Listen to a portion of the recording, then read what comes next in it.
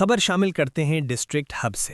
Bureau chief نیاز اللہ اسمولانی کے report کے مطابق بلوچستان کے صنعتی شہر ہب میں عوامی مسائل کے حل کے لیے ڈپٹی کمشنر ہب جمعہ خان داد مندوخیل کی زیر صدارت سوک سینٹر ہب میں کھلی کچہری کا انعقاد کیا گیا۔ کھلی کچہری میں اسسٹنٹ کمشنر ہب مہیم Khan Gichki, S S P Hub Muhammad Baloch سمیت دیگر سرکاری افسران اور عوام الناس نے کثیر تعداد میں شرکت کی۔ اس موقع پر شہریوں نے اپنے بنیادی مسائل پیش کیے، جن میں بجلی کی لوڈ شیڈنگ، گیس بحران، امن و امان کی صورتحال، لوکل اور غیر لوکل کے درمیان فرق اور معذور افراد کے مسائل شامل تھے۔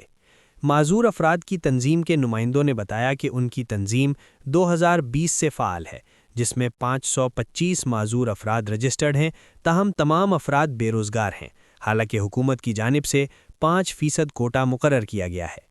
شہریوں کی جانب سے مسائل پیش کیے جانے پر ڈپٹی کمشنر ہب نے متعلقہ افسران کو فوری ہدایات جاری کیں کہ ان مسائل کے حل کے لیے عملی اقدامات کیے جائیں۔ اس موقع پر ڈپٹی کمشنر جمعہ خان داد مندوخیل نے کہا کہ ضلعی انتظامیہ کی اولین ترجیح عوامی مسائل کا حل ہے اور آئندہ بھی اس طرح کی کھلی کچہریوں کا انعقاد جاری رکھا جائے گا۔ تازہ ترین خبروں اور تبصروں کے لیے voice of Makran YouTube channel, Facebook page اور واٹس ایپ چینل کو فالو اور سبسکرائب کیجیے۔